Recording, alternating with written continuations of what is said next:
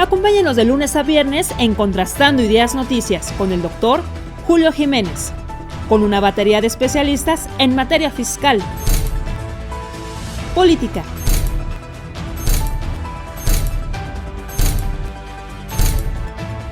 economía, finanzas, justicia, deportes y espectáculos. Acompáñenos a las 22 horas, tiempo del centro. Amigos, ¿qué tal? Muy buenos días. Gracias por acompañarnos como cada semana en la mesa de análisis político electoral con la participación de líderes, voces autorizadas, expertos, analistas en temas políticos y electorales. Quiero agradecer especialmente la presencia del arquitecto Adrián Alanís, ex senador de la República, ex secretario de gobierno de Durango, actual líder político, líder empresarial y profesional allá en el estado de Durango. Arquitecto, bienvenido, buenos días. Julio, muy buenos días. Me da mucho gusto saludarte en esta mesa de análisis políticos, igual que al doctor Marco Antonio Baños. Muy buen día para todos y para todo el auditorio. Muy buenos días, gracias, arquitecto. Y también tenemos el honor de contar, como cada semana, con un hombre con una gran experiencia en el ámbito electoral. Sin lugar a dudas, un doctor que sabe, conoce y entiende precisamente de este contexto tan polémico en los últimos días. El doctor Marco Antonio Baños, ex consejero del Instituto Nacional Electoral. ¿Cómo estás, doctor? Buenos días, bienvenido. Julio, muy buenos días. Un saludo también para el arquitecto Alanís y para todo el auditorio. Muchísimas gracias por la oportunidad. Gracias. Ha sido una semana muy compleja, ha sido una semana de mucho debate, de mucho, yo diría, arrebato e incluso hasta de declaraciones, denuncias, señalamientos e imputaciones diversas. Si me lo permiten, vamos iniciando con el complejo tema y quisiera escuchar la opinión de ambos con respecto a las denuncias de Marcelo Ebrard, su posible salida de Morena, no lo sé, pero también la posible comisión de algún delito electoral, el uso de recursos públicos en un proceso tan delicado. Quise escuchar la opinión de don Adrián Alanís. Muchas gracias, sí, con mucho gusto. Mira, desde hace bastante tiempo, desde que se inició todo este proceso interno que el presidente de la República mal denominó sus corcholatas, lamentablemente se vio la inducción directa que era hacia la doctora Claudia Sheinbaum, a donde estaba dirigido esa simpatía o ese apoyo, y desde un principio Marcelo Ebrard empezó con prudencia e inició realmente haciendo reuniones en los estados, presentando su propio libro e ir formando algunas estructuras y algunas expresiones en toda la República Mexicana. Quiero decirte que inicia él pues, buscando de alguna manera algún tipo de temas que puedan ser interesantes para la sociedad y sobre todo algo muy importante que es un mensaje hacia la clase media. Muy distinto a lo que el jefe de Estado, el jefe del Ejecutivo, de alguna manera siempre ha tenido un discurso diferente, donde habla que primero los pobres, y llegó un momento en que Marcelo es bien recibido, digamos, por ciertos grupos, tanto empresariales, profesionales, de científicos, de intelectuales, y todo ello de alguna manera empezó a subir dentro de las propias encuestas hasta que se amplió prácticamente un grupo grande que al principio pues estaban hablando de 3 y luego de 4 y luego al final pues de prácticamente 6 aspirantes a coordinar los trabajos de la cuarta transformación. De alguna manera todo esto hizo que se acercara mucho a los lineamientos donde la doctora Claudia, de alguna manera, con los gobernadores de los estados, con las propias secretarías del propio gobierno federal, empezó a tener movilización, empezó a tener los apoyos, empezó a tener esas simpatías muchas veces también de alguna manera provocadas y sobre todo no voluntarias, sino a fuerzas.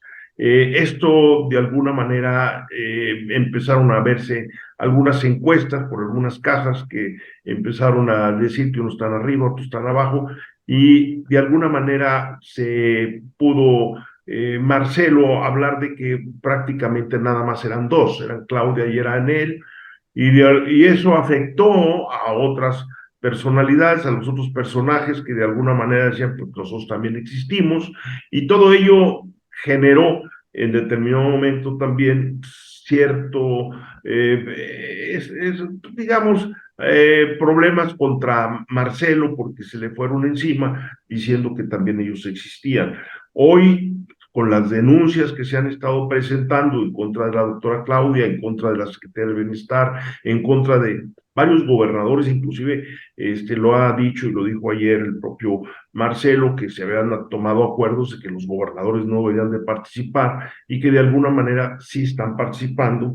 Y luego llegamos también a las conclusiones de que dice, y sobre todo la doctora Claudia, que ella no sabe quién es la que le pone los espectaculares, se vino el problema de las bardas, se encuentran inclusive a un funcionario del Departamento de la Secretaría de Obras Públicas del Gobierno de la Ciudad de México, y que en ese momento pues se ve que no nomás era funcionario, que recibía recursos, sino que además los materiales y todo también era la propia Secretaría, y lo que primero que hicieron fue destituirlo y de alguna manera creyeron que con eso concluía realmente el problema tan grave que se tiene. Entonces, todo esto ha estado enfilado a que pueda haber un rompimiento después del día 6 de septiembre y por supuesto existen algún partido político que está también con los brazos abiertos, listo para recibirlo, que no lo quiere decir, no lo quiere expresar, para no causarle en ese momento un problema interno a Marcelo y decir que ya tiene un plan B. Marcelo de alguna manera sigue manifestando su lealtad a la Cuarta Transformación y esto es para que siga habiendo de alguna manera confianza por quien va a decidir, que es el jefe del Estado, que al mismo tiempo es el coordinador de la campaña del partido Morena. Qué ironía, arquitecto. Bueno, pues ahí está el posicionamiento, la opinión de un especialista, de un analista político como el arquitecto Adrián Alanís Quiñones. Quiero pedirle al doctor Marco Antonio Baños, ¿qué opinión le merece este escenario de arrebatos, de señalamientos, de acusaciones y de presuntos actos que pudieran ser constitutivos de un delito electoral por el uso de recursos públicos, presuntamente los señalamientos formulados por este aspirante a formar parte de estos colectivos de defensores de la Cuarta Transformación? Doctor Baños, ¿qué opinión te merece? Bueno, yo creo que al final de cuentas estamos viendo el desgaste natural que tiene un proceso de selección de una candidatura presidencial. Hay que decirlo con claridad, en ambos casos estamos en la misma situación. Son procedimientos que están adelantados a la legislación y tanto el procedimiento del frente, mucho más cuidado legalmente el del frente, sí, pero también adelantado a la ley, y el de Morena, que lleva poco más de 2 años de un proceso de posicionamiento y de exhibición pública de los aspirantes y de la aspirante de la alianza gobernante. Pero ese desgaste ha llevado pues a establecer primero una conclusión en el sentido de que el presidente desde un principio estableció una preferencia por Claudia Sheinbaum. Todo el aparato del gobierno, hemos visto incluso en un conjunto amplio de reportajes periodísticos que se han estado haciendo, como una cantidad importante de funcionarios públicos están trabajando en favor de la candidatura de Claudia Sheinbaum. Ayer, sin ir más lejos, en varios noticieros de cobertura nacional, se dio a conocer cómo funcionarios públicos se distraen de sus actividades y además emplean recursos públicos para poder apoyar las aspiraciones de Claudia Sheinbaum. Y en ese sentido, ya Ricardo Monreal había denunciado esta situación, incluso en alguna contabilidad que él dice llevó sobre los espectaculares y las pintas de bardas, habló de más de 1,000 espectaculares colocados en la vía pública y bardas que tenían mensajes alusivos a Claudia. Y luego, de manera muy circunstancial, recordarás que Marcelo Ebrard acudió a las instalaciones del INE para pagar una multa que le impusieron por una cantidad de 10,000 pesos. Cuando salió, encontró a una persona que estaba borrando una pinta de barda en favor de él con un mensaje alusivo a él, y estaba colocando un mensaje en favor de Claudia Sheinbaum. Y esa persona resultó ser un funcionario del gobierno de la Ciudad de México, que fue borrado de inmediato de la plantilla laboral. Eso trascendió así en los medios. Circunstancialmente se dijo que esa persona había presentado su renuncia el 1 de septiembre, el 1 de agosto. Entonces, Marcelo ha hecho una declaración contundente hace 8 días, donde dice él que hay toda una movilización, habla de brigadas de servidores públicos que están apoyando las aspiraciones de la doctora Sheinbaum, y yo creo que ese tema implica la obligación, déjame plantearlo en estos términos, de la autoridad electoral de realizar un procedimiento oficioso de investigación. Debe emplazar a Marcelo Ebrard para que presente las pruebas que dice respecto de la movilización de los servidores públicos y del desvío de recursos públicos en favor de la doctora Sheinbaum. Porque si esto se queda en una simple declaración, pues entonces estará habiendo una omisión flagrante de la autoridad. También la autoridad que emitió lineamientos para auditar el ejercicio del Frente Amplio y el ejercicio de Morena, pues si no quiere abrir un procedimiento oficioso, puede agregar a la investigación que está realizando sobre el tema del financiamiento público, y sobre todo sobre los gastos que está haciendo Morena para poder cubrir estas campañas. Pues yo digo que ahí es donde también podrían aprovechar para determinar. Pero lo del procedimiento oficioso es obligado, en mi opinión. Eso no hay vuelta de hoja. Tiene que presentar las pruebas, no puede quedarse en una declaración. Y además hay un detalle que hay que recordar también con mucha precisión.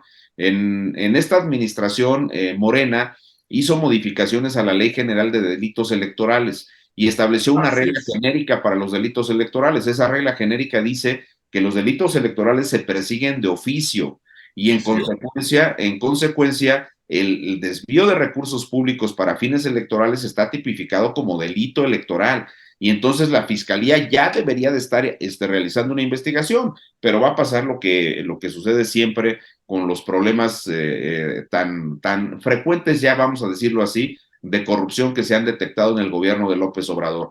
Se van a hacer de la vista gorda y no van a hacer nada, pero el INE tendría que desahogar el procedimiento, establecer las sanciones correspondientes y darle la vista a la fiscalía para que actúe, aunque insisto, lo pueden hacer de oficio. Y eso indica también ya las tensiones internas de este procedimiento, indica también que existe sí un riesgo grave de fractura al interior de Morena. Hay muchos opinadores públicos que apuestan a que Marcelo Ebrard no se va a ir de Morena, que le debe mucho a López Obrador, que lo están cubriendo por temas como la línea 9, etcétera.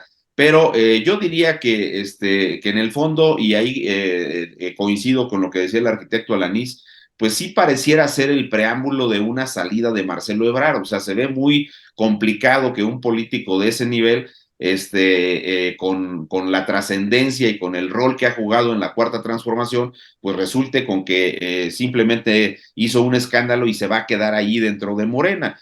Obviamente, pues esa ruptura, esa posible ruptura de Marcelo Ebrard, pues podría sumarse a otra situación que está ocurriendo en otros frentes, como es el caso concreto del Movimiento Ciudadano, que también vive una crisis interna bastante severa, porque la disputa interna que tienen ahora Dante Delgado con el gobernador Enrique Alfaro de Jalisco, pues también habla de una posible fractura delicada para las aspiraciones del Movimiento Ciudadano. Entonces, estamos viviendo un momento muy, muy interesante, pero concretamente lo de Marcelo Ebrard indica algo inédito en la Cuarta Transformación. Alguien le ha hecho un señalamiento directo a la Secretaría del Bienestar, le hace al gobierno de López Obrador de estar desviando recursos públicos, de estar cometiendo delitos electorales para favorecer las aspiraciones de la doctora Sheinbaum.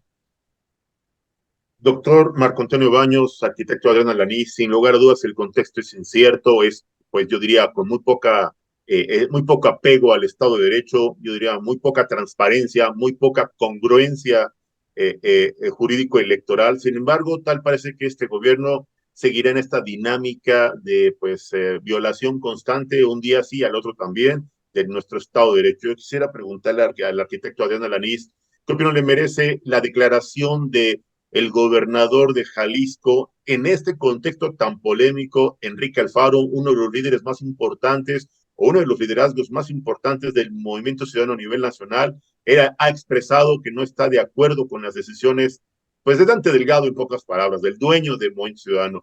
¿Qué va a pasar con Enrique Alfaro? ¿Qué va a pasar con el movimiento ciudadano? Estaría generándose una alianza con Xóchitl Gálvez por parte de Enrique Alfaro, arquitecto de Andaluz. ¿Qué opinión le merece? Sí, Julio, mira, yo quisiera comentarte que desde hace muchísimos años en la política en México siempre se decía por parte del presidente de la República saliente que su mayor responsabilidad era la sucesión. Entonces, por supuesto que en este caso el gobernador Alfaro está tratando de proteger él lo que debe ser la sucesión en el caso de Jalisco. Claro. Y él ha analizado profundamente circunstancias como son las que si va solo Movimiento Ciudadano, ya no son las mismas circunstancias de cómo llegó él a la gobernatura hace 6 años, en virtud de que existen ahorita por parte del Frente Amplio una importante causa que de alguna manera ha sido abrazada por la ciudadanía y por parte también de lo que es el jefe de Estado, que prácticamente con el partido oficial, pues ha tenido y sigue teniendo una importancia, sobre todo con la cuestión de la entrega de todos los apoyos sociales, para que en determinado momento los convierta en una movilización electoral. Entonces, todo ello analizado profundamente, lo ha platicado él en su partido, lo ha platicado con todos los agentes, e inclusive se ha aireado y se ha hecho comentarios también por el gobernador de Nuevo León, por el presidente municipal de Monterrey, por algunos coordinadores de las cámaras, el Poder Legislativo, dentro del propio Movimiento Ciudadano. Unos coinciden, otros no coinciden, otros ven los aspectos muy personales, y Alfaro lo está viendo desde un punto de vista de qué es lo que va a suceder con Jalisco, hacia dónde va, y sabe que si en ese momento Movimiento Ciudadano va huérfano en el estado de Jalisco, o gana en determinado momento el Frente Amplio o gana Morena. Entonces ahí lo que tiene él es que ver cuál es donde debe de dirigir su sucesión.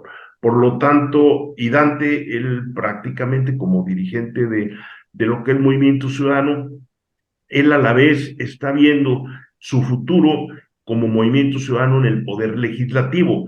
Él sí quisiera tener a un gran personaje que en ese momento lo pudiese tener como candidato, que le ayudara a tener un mayor número de candidatos a diputados federales, a senadores, tanto por la vía de mayoría como por parte de los plurinominales, para poder en ese momento estar buscando ser segunda o tercera fuerza parlamentaria en el Congreso de la Unión en este próximo sexenio o en estas próximas legislaturas que se avecinan a partir del año que entra.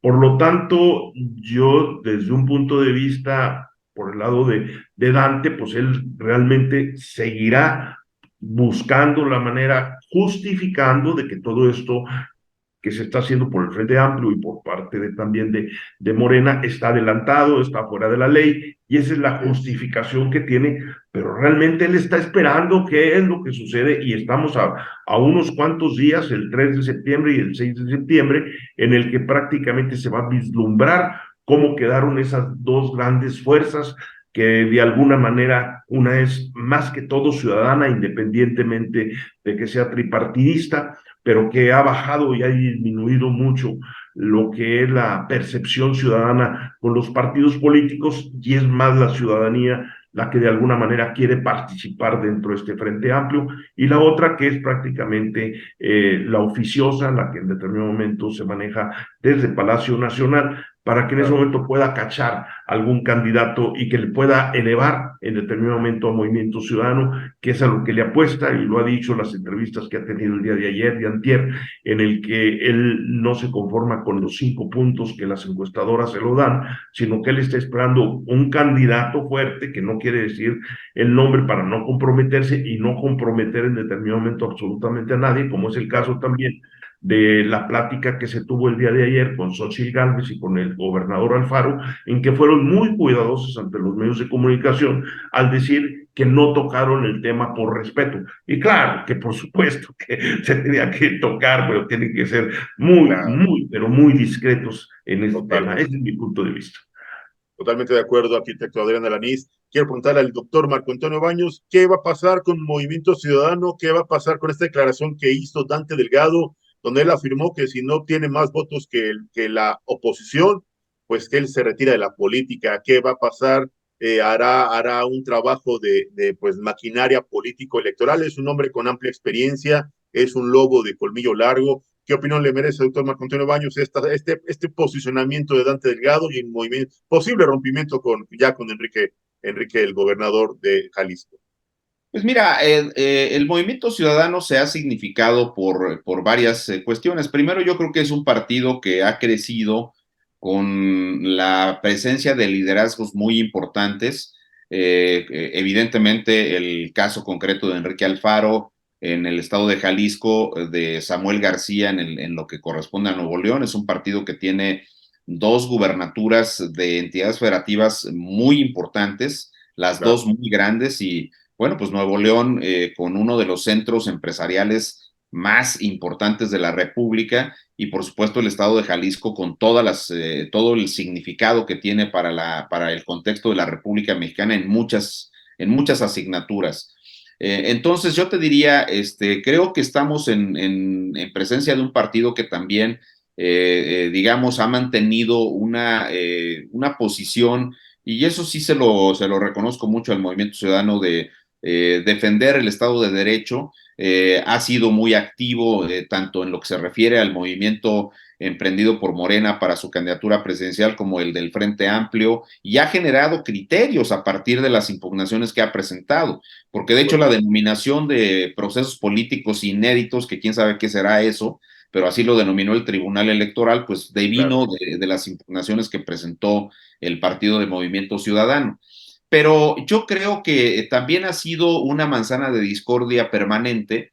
Ya son por lo menos unos 3 años que la oposición en su conjunto le coquetea, le presiona, lo busca para que pudiera estar acá. Yo creo que hay agravios fuertes entre los partidos de la alianza opositora con el propio Movimiento Ciudadano. Habría que revisar con mucho cuidado. No queda como muy claro qué pasó con la candidatura de Juan Cepeda en el Estado de México. A mí no me parece que se haya bajado así nada más, sino ahí hay, dirían los políticos, gato encerrado. Ese es un tema que algún día se esclarecerá, que se sabrá con toda claridad y que ha generado, en mi opinión, una reacción de Dante Delgado muy fuerte en contra de los partidos de la alianza opositora, particularmente en contra del PRI y en contra pues del PAN y del PRD. Pero ese tema también pues ha generado ya tensiones internas en el propio Movimiento Ciudadano. La reacción de Enrique Alfaro pues es natural a la defensa de un liderazgo que le ha costado muchos años y mucho trabajo también establecer. Es un líder bastante fuerte dentro del Movimiento Ciudadano que por alguna razón no creció más allá. Yo pensé en algún momento que más allá del estado de Jalisco me refiero, pensé que él iba a ser digamos, el gobernador más omnipresente en la oposición a la Cuarta Transformación, pero algo ocurrió en el camino.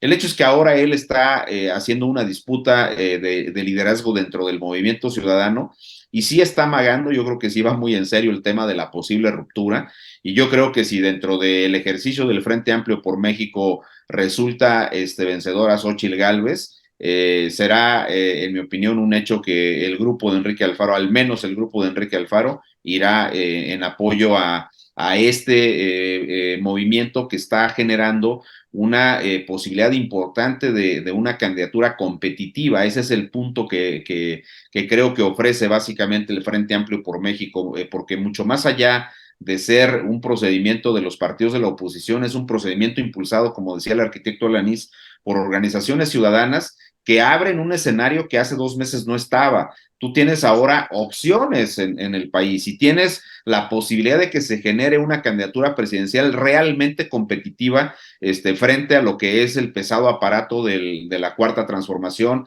del presidente López Obrador, que está absolutamente obnubilado con el tema del Frente Amplio por México, que todos los días detona sus misiles en contra de Xóchitl Gálvez y en contra del ejercicio del Frente Amplio por México, pero hay hay un inicio, se ve muy claro lo que pasó ayer, efectivamente, como dijo Adrián, en el contexto del foro de Jalisco, la reunión previa de Xóchitl Gálvez con el gobernador Alfaro,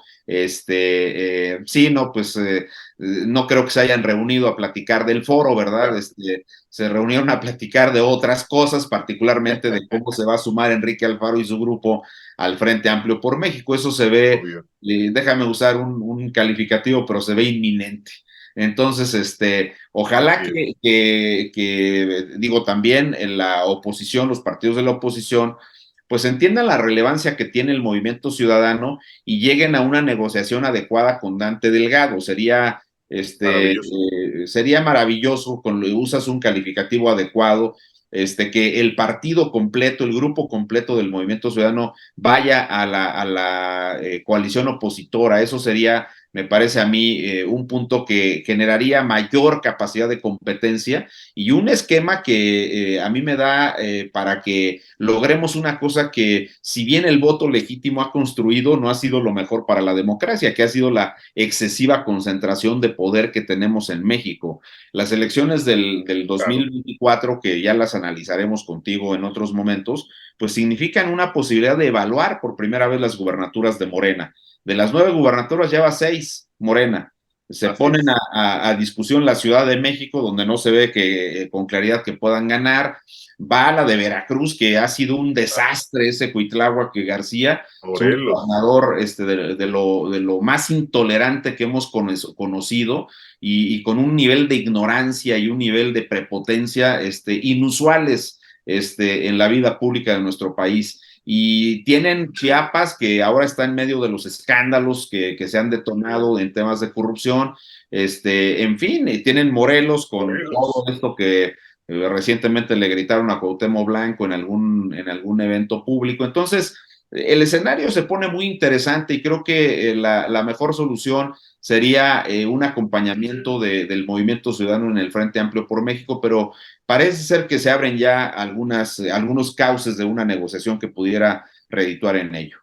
Totalmente de acuerdo. Estamos platicando con 2 expertos en temas políticos, 2 analistas serios, 2 voces autorizadas, el arquitecto Adrián Alanis Quiñones y el doctor Marco Antonio Baños. Vamos a una pequeña pausa comercial y regresamos para seguir platicando sobre estos polémicos temas y, obviamente, a la recta final, las conclusiones y el análisis de esta mesa semanal. No le cambie, seguimos contrastando ideas. Regresamos.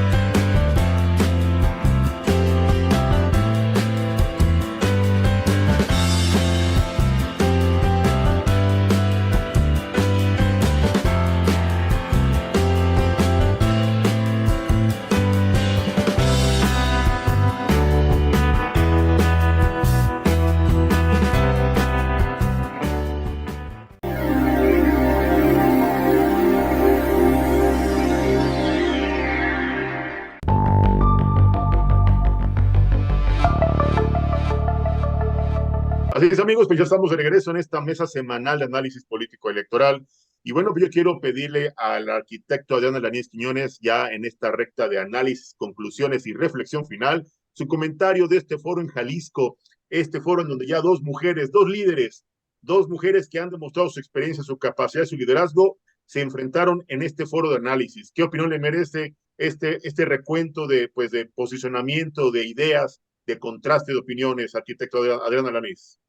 Desde mi Adelante. punto de vista, quiero comentar que dentro de una síntesis de lo que hemos estado comentando y lo que tendremos para esta semana, primero es que se está haciendo una gran movilización por parte de todos los aspirantes de la Cuarta Transformación con el objeto de estar prácticamente viendo cómo se van a llevar a cabo las encuestas que se inician del día 28 precisamente de agosto al día 3 de septiembre, y en donde están muy interesados los aspirantes en el que pueda haber simpatías hacia sus personas y sobre todo en el caso muy concreto tanto de Claudia como de Marcelo.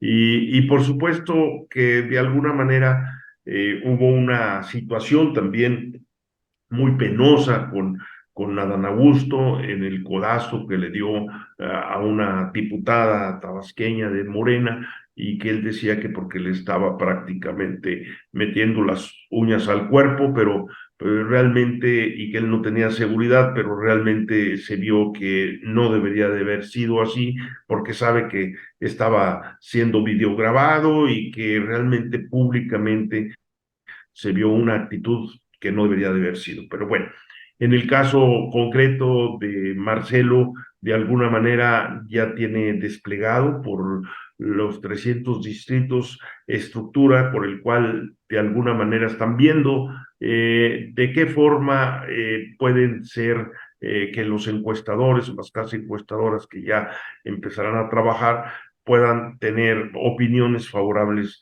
hacia su persona, y lo mismo lo está haciendo la doctora Claudia. Por el lado de lo que son los foros que tenemos el último, el sábado en Yucatán del Frente Amplio, ahí vimos que empezó una fuerte polémica y sobre todo porque, como lo comenté en días pasados, en la política, como en la guerra y como en el amor, todo se vale, y de alguna manera se desplegó por parte del Comité Ejecutivo Nacional del Partido Revolución Institucional toda lo que se refiere a una estructura y a una línea en el que se pudiese apoyar a la licenciada Beatriz Paredes y como candidata del PRI hacia el 3 de septiembre por parte de todos los comités municipales y los comités seccionales, que es el único partido político que tiene toda su estructura. Sin embargo, quiero decirte de que no se logró lo que se pretendía hacer. Inclusive yo había comentado que podían hacer más de 3 millones las personas que podrían participar el día 3 de septiembre, pero por lo que hemos visto, quizá no lleguen ni a 2 millones de personas las que participarán. ¿Por qué? Porque hubo también, y hay que decirlo con todas sus letras, hubo algunas injerencias de algún partido como Morena, donde fue registrados, y que en ese momento se vio que realmente en la credencial de elector estaban ellos como militantes de Morena y fueron desechados por el filtro que se puso. Por otro lado, a muchas personas se les pidió la credencial de elector y la fotografía no fue una fotografía que se tomó directamente hacia la persona, sus iris de los ojos, sino que se tomó a la propia fotografía de la credencial de elector y que de alguna manera también fueron rechazados. Y así algunos aspectos de que no se llenaron bien o que de alguna manera no se completó la plataforma como así se comentaba. Por lo tanto, se reduce de alguna manera lo que teníamos en perspectiva que podría ser la participación ciudadana. Por otro lado, quiero decirte de que, por ejemplo, en el estado de Durango tenemos 39 municipios, de los cuales nada más va a haber este tipo de consulta, donde va a haber estas mesas receptoras en 7. O sea, ¿por qué? Porque en 32 municipios no se juntaron mínimo 750 personas registradas, Por lo tanto, dentro de los lineamientos, y eso es aquí en Durango, imagínate en Oaxaca, imagínate en Chiapas, imagínate en otras partes de la República. Pues sí, Entonces, lamentablemente va a reducir. Aunque haya gente, ciudadanos participativos en esos lugares, pues no se van a poder trasladar a otras partes porque realmente les queda demasiado lejos la claro, movilidad y más, por ejemplo, en el caso de Durango, que son distancias muy grandes. muy bien, Entonces, esto quiere decir que la que vaya a ganar entre Xóchitl y Beatriz, pues va a ganar con cerca de 1 millón más o menos de participación, sobre todo de votos, el día 3 de septiembre, más que vale el 50%, más lo que correspondería en de todo acuerdo, caso al otro 50%, que es la encuesta, que es a partir de este sábado al día 30, y que bien. no se va a dar a conocer hasta ese mismo día 3 de septiembre, y que, por cierto, quiero decirlo públicamente, el doctor Marco Antonio Baños ha estado haciendo un trabajo ejemplar, es algo inédito y es algo realmente que debemos de sentir orgullosos de nuestros árbitros ciudadanos, y sobre todo su participación de una manera seria, responsable, sin recursos, sin apoyos, sin la logística que tienen los órganos electorales, sin el tiempo